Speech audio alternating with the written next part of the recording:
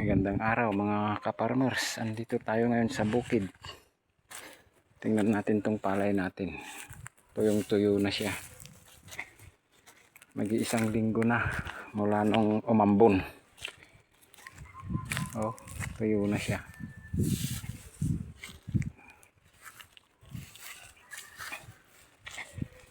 Gusto ko man patubigan to mga kaparmers. Yung pinagkukunan naming balon, wala pang tubig. Oh, maganda sana yung tubo niya. Oh. Kulang lang talaga sa tubig. Ang bumubuhay na lang sa palay na to hamog. Sa umaga, maganda siya. Ito nga pala yung pinagkukunan namin ng supply ng kuryente. Electric pump na pala yung gamit ko. Mula sa poste na to hanggang doon sa dulo 300 meters ang layo niyan mga kaparmers.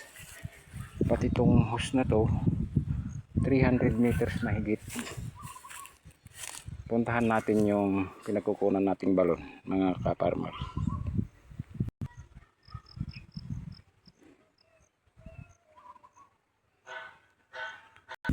Oh, andito na pala tayo mga kaparmer sa balon na pinagkukunan namin.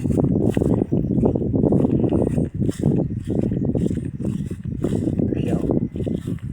Ganito yung setup ng pinagkukunan namin ng tubig dito. Bali tatlong butas to. May suction siya na hose. Isa,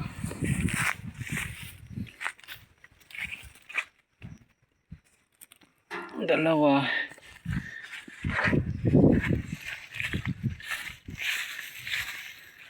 tatlo. Ganyan siya mga kaparmers.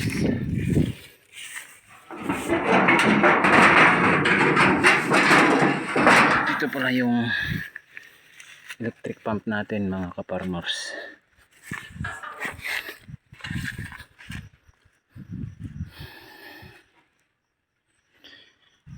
Yan.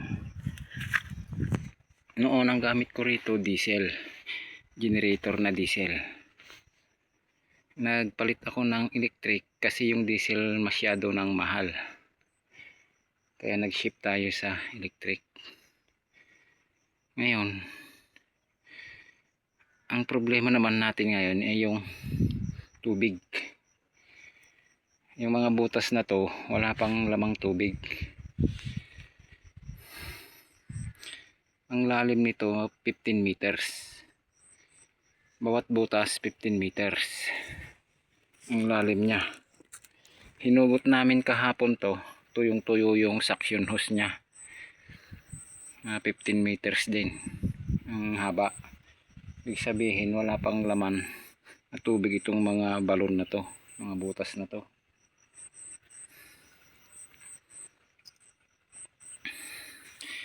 Ngayon lang nangyari to. Nung mga nakaraang taon, May, June, July, malakas na yung mga tubig ng mga butas na to.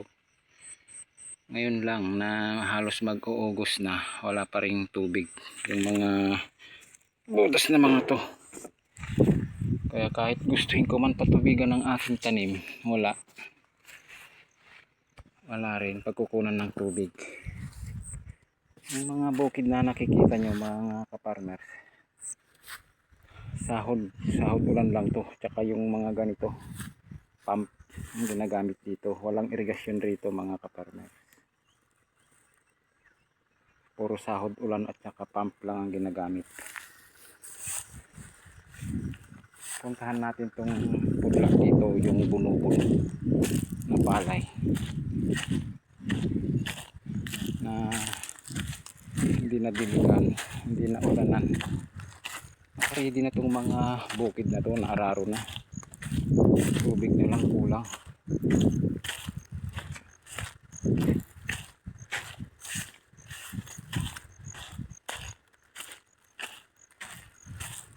Oh.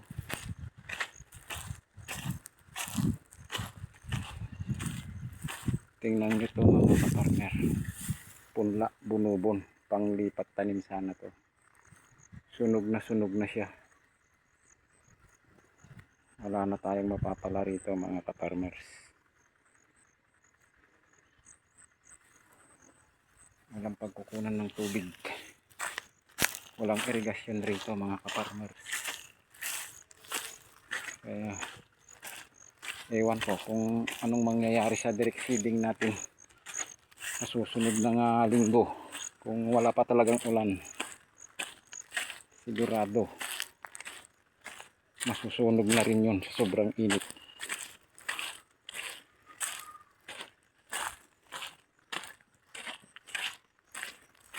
Dasal-dasal na lang para umulan, para mabuhay ating pananim mga ka-farmers.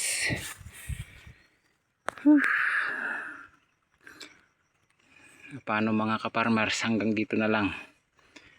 Abangan nyo ulit sa susunod na linggo kung anong mangyayari sa ating mga pananim pag hindi pa umulan. See you.